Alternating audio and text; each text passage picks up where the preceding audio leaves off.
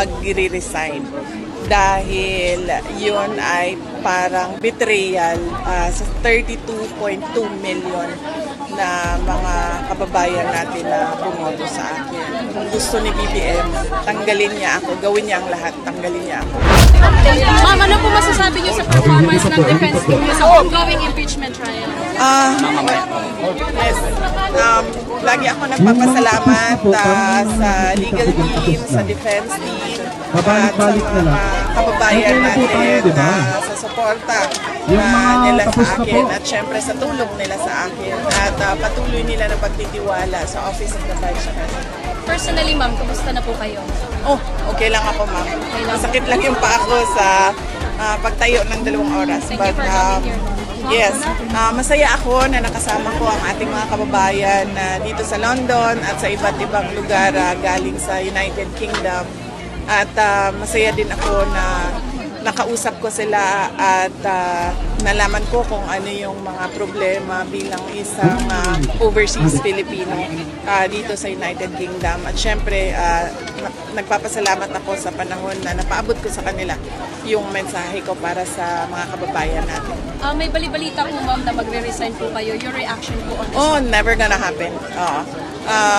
Hindi ako magre-resign dahil yun ay parang betrayal sa 32.2 million na mga kababayan natin na bumoto sa akin. Kung gusto ni BBM, tanggalin niya ako, gawin niya ang lahat, tanggalin niya ako. You have publicly declared, ma'am, that you will run for president sa 2028, and Senator Robin Padilla said that he is willing to run as VP. Your reaction to this, ma'am? Sa ngayon, pinaprioritize namin yung trabaho namin sa Office of the Vice President at yung defense sa impeachment trial. Kahit pa man na sinabi ko na tatakbo ako sa 2028 elections, lahat ng preparations doon ay mangyayari kapag tapos na yung impeachment trial. Vice President!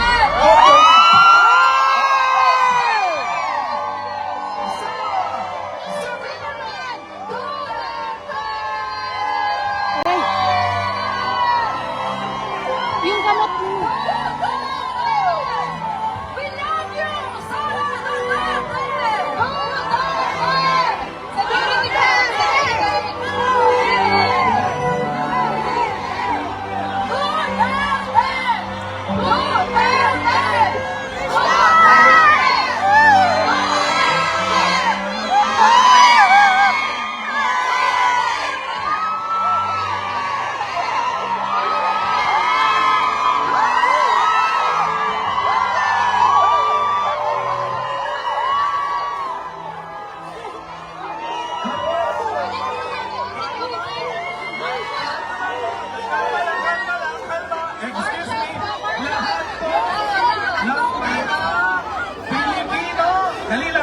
Guys, excuse me. Hello. Kalma po. Guys, huwag na masyadong Okay, kalma lang. Anyway, di ba sabi ko kanina, lahat po ng mga Pilipino sa United Kingdom ay disiplinado.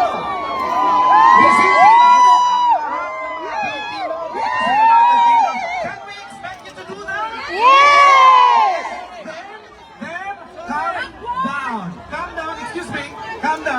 Calm down. Yung pinractice natin kanina. Pinractice natin kanina. Okay. Gusto niyo bang simulan si BBM na? Nagsisipag-sense yun na. Isang mga palakpakan.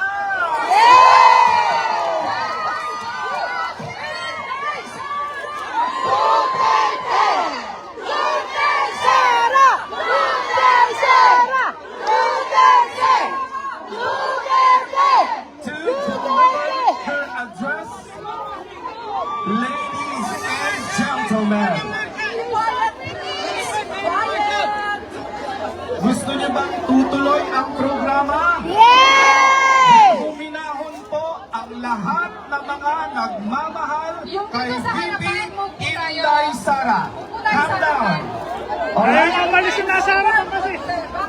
Lahat po magkakaroon ng opportunity and gents. Hold back po muna, hold back. Tayo. To deliver her address, ladies and gentlemen, Her Excellency Vice President Sara Zimmerman Duterte!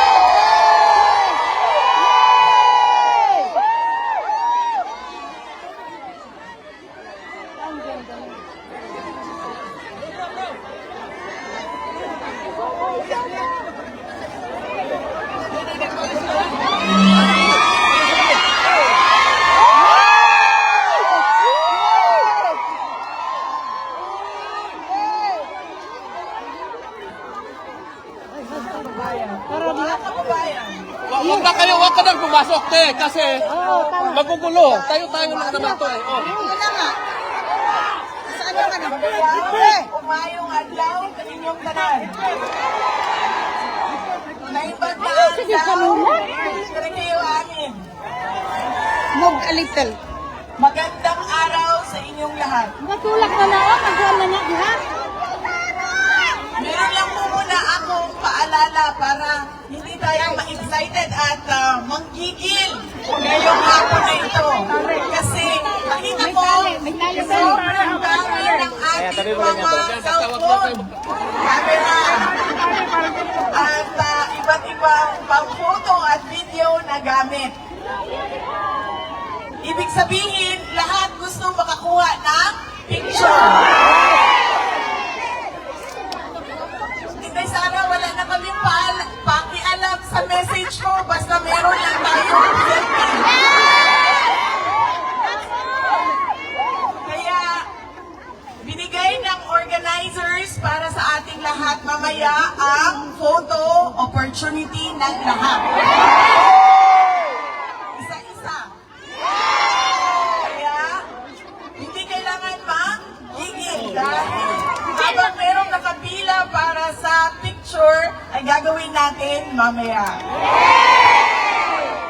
I love you, ma'am!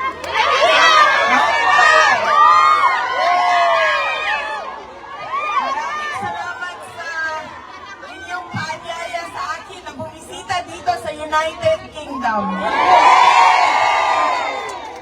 Ang susunod ko po ay yung unang ating pagdarasal at pakikiramay sa lahat ng mga kababayan natin doon sa Pilipinas na dumadaan sa hirap, may sakit, at mga biktima ng iba't ibang kalamidad na dumadaan taon-taon sa ating bayan. Tayo ay nakikiramay sa kanila. At kailangan ipaabot natin ang ating moral support, even financial support sa lahat ng mga biktima ng sakuna sa ating bayan. Kanina wala ka. I love you, Bibi Sara! Maraming salamat, ma'am.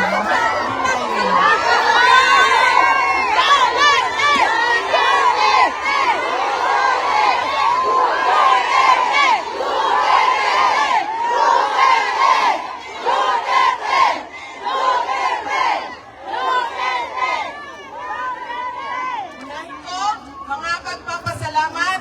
Una, ang pagpapasalamat natin sa Diyos. Kaya para sa araw na ito, na ibinigay niya sa atin para magtipon-tipon. Malayo man tayo sa ating bayan. Ang iba sa atin hindi na nakauwi ng Pilipinas. Pero binigay niya sa atin ngayon ang araw na ito para ang mga Pilipino magsama-sama at ipakita natin ang ating galit sa nangyayari sa ating bayan ngayon.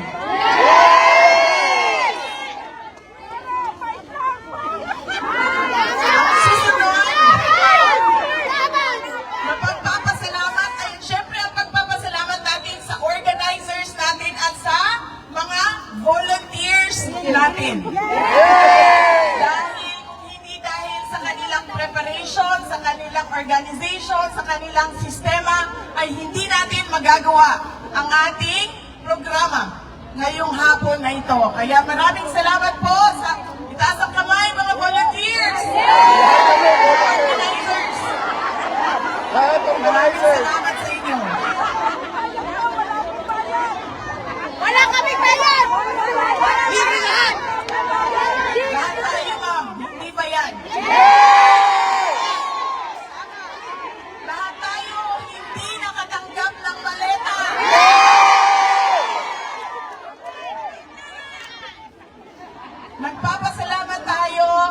syempre sa local government unit ng London at sa UK government dahil pinayagan nila tayo. People, ngayong hapon na ito. Ang susunod na pagpapasalamat ay mula sa akin para sa inyong lahat. Marami ang nagbiyahe sa iba't iba at malalayong lugar ng United Kingdom. Maraming salamat. 4 na oras, 5 oras, 6 na oras ng pagbabiyahe para lang makaabot dito ngayon. Meron ang nawala sa trabaho. Absent po na! Nag-underline, nag-absent, Absent po na! nawala ng trabaho dahil hindi pumasok. Hindi na natuloy ang biyahe. Hindi na natuloy ang lakad dahil ibinigay ninyo ang oras ninyo para sa ating pagtitipon ngayong araw na ito. Maraming salamat sa inyong lahat.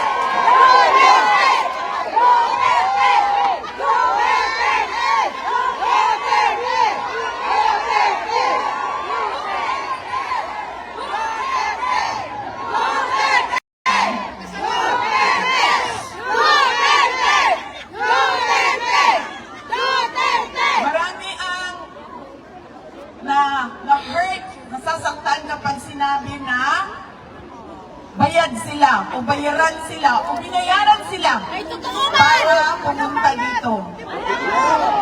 Pero babayaran ko kayo mamaya ng picture.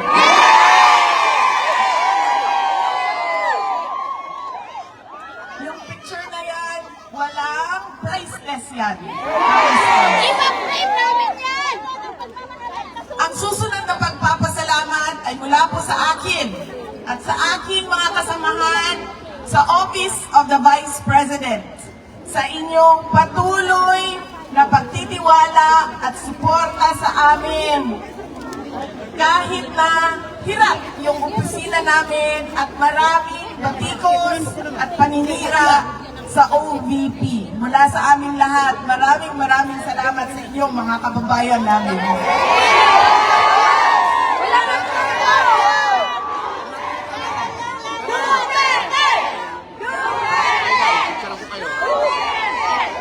Ang susunod na pagpapasalamat, makikita ko po siya sa susunod na linggo.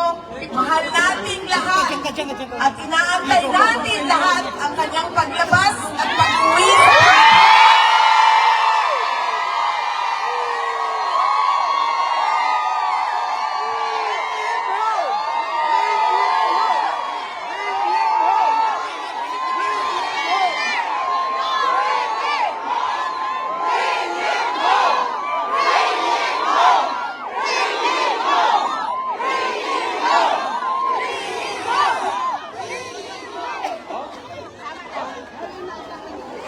Ang kiniknap ng gobyerno sa sarili niyang bayan.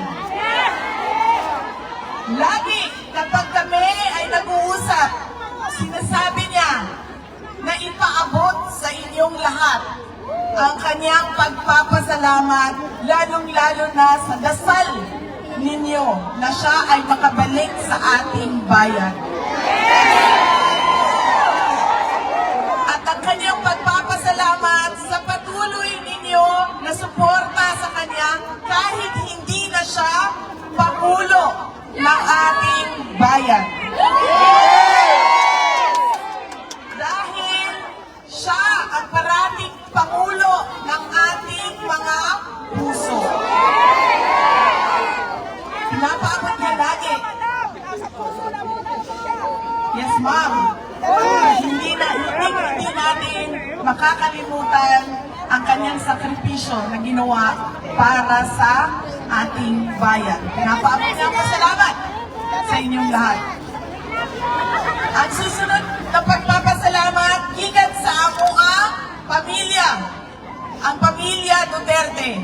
Dako kayo mi utang nga kapuputon kaninyong tanan mga kaigsuonan namo sa higayon na ginahatag ninyo kanamo nga makaserbisyo sa ato ang nasod. You're welcome. Napakalaki ng utang na loob namin sa inyo mga kababayan sa pagkakataon na ibinibigay ninyo sa amin na makapaglingkod sa ating bayan. Alam ninyo, ang lakas ng pamilya namin hindi galing sa posisyon namin sa syudad ng Davao. Dahil sobrang dami sa ating mga Pilipino ang mayroong iba't ibang posisyon. Barangay Kapitan, Purok Chairman, Konsehal, mga buhaya,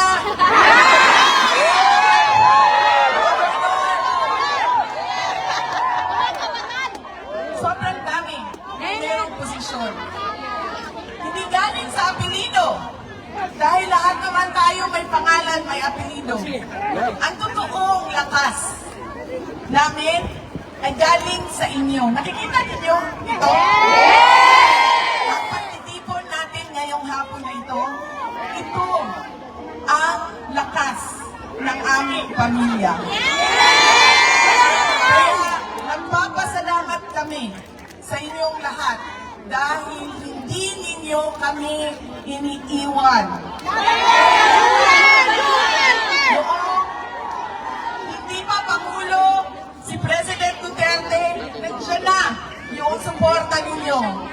Nung naging Pangulo siya, buong-buo ang suporta ng taong bayan. At ngayon, na walang-wala yung pamilya namin, ay nandiyan pa rin kayo, mga kababayan namin. Maraming salamat sa inyong lahat. Maraming salamat kaninyong tanan. Then, how about ladies and gentlemen? The 15th Vice President of the Republic of the Philippines. Salamat pala no. Sugod pa lang to.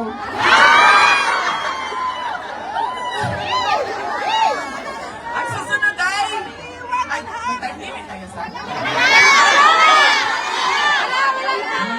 bukas pa ako pupunta ng Hague. So, hanggang alas 12 tayo ngayon. Susunod na pag-uusapan natin ay ang pagmumukha ng isang adik.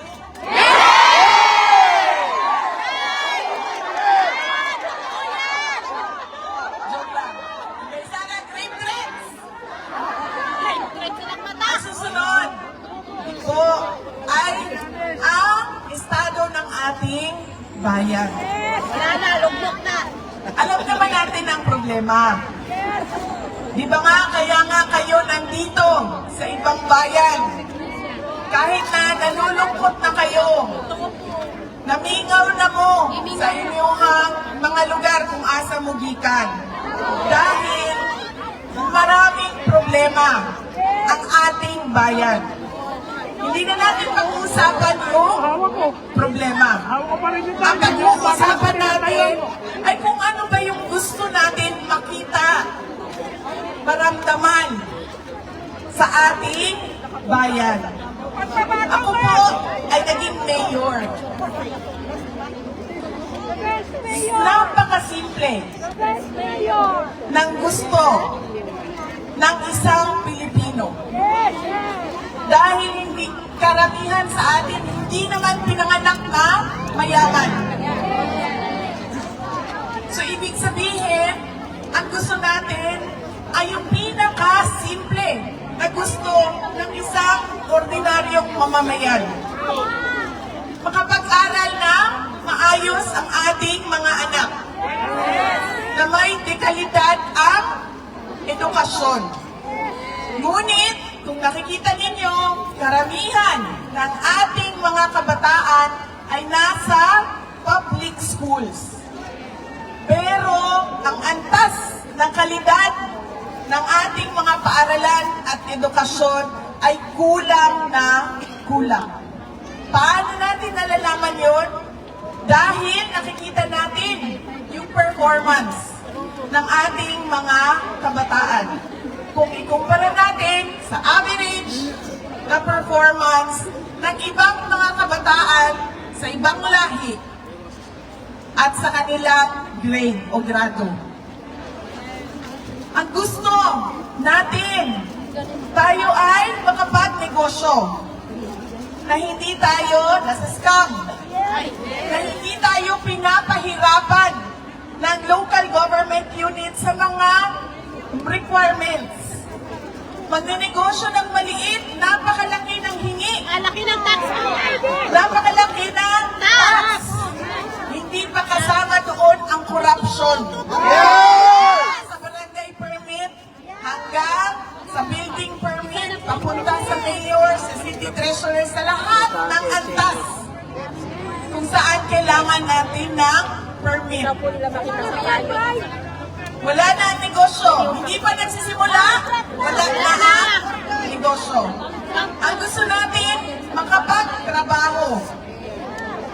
Pero, walang available o walang opportunity sa trabaho. Kaya nga 2 years experience. Ang nangyayari sa atin, graduate ng college, graduate ng education, pero umaalis sa ating bansa. Nagtatrabaho sa hotel, nagtatrabaho bilang carer, dahil walang oportunidad na trabaho sa ating bansa. Ang gusto natin, lumabas tayo sa bahay natin na hindi tayo natatakot na mawawala, ma-snatch ang ating bag, ang ating cellphone, ang ating mga alahas. Ang gusto natin, yung ating anak, lalaki man o babae yan, at bakla,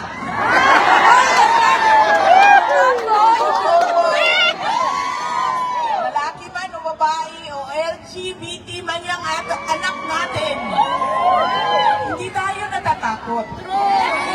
Namaril, masaksak, ma-hold up, mamatay, patayin, o hindi na makauwi ng buhay Sabi ni John P. sa ating mga bahay.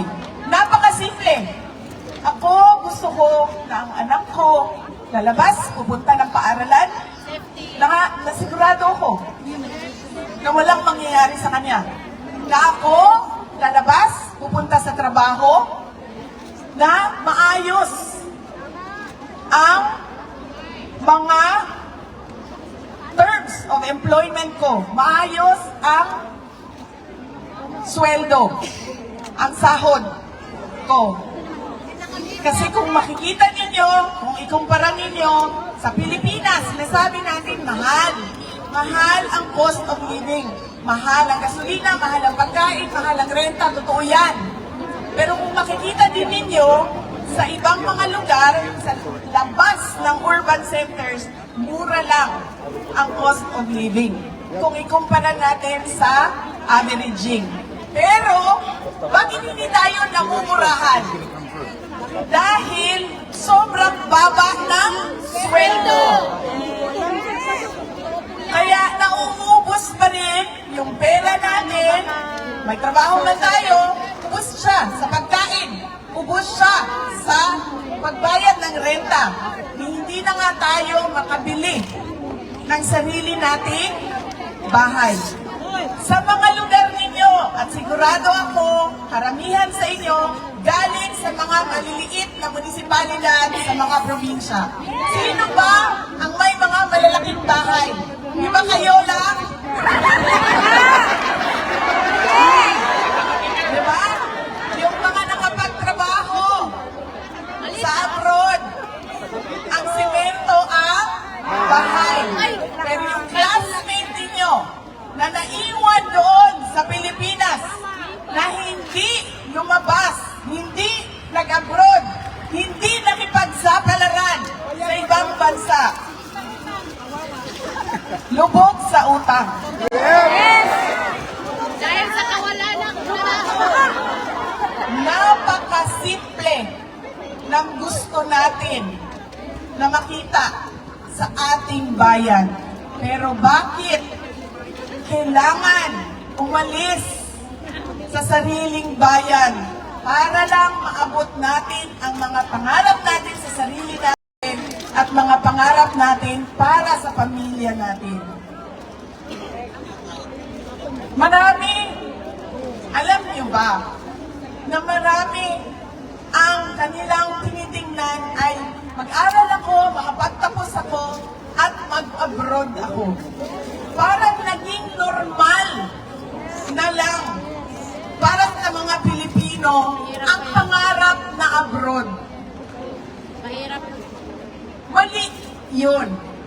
Dahil dapat ang sariling bansa mismo natin nagbibigay sa atin ng oportunidad. Hindi na kailangan natin umalis, ngunit pwede tayo umalis kung gusto natin. Hindi yung napipilitan tayo na iwanan ang ating pamilya, ang ating mga anak, sira-sira, broken families, naghihiwalay ang mga Totoo po. mag-asawa dahil kailangan umalis, lumabas. Dahil bakit? Walang-wala ang opportunities sa ating pagkakataon. Wala doon sa ating bayan.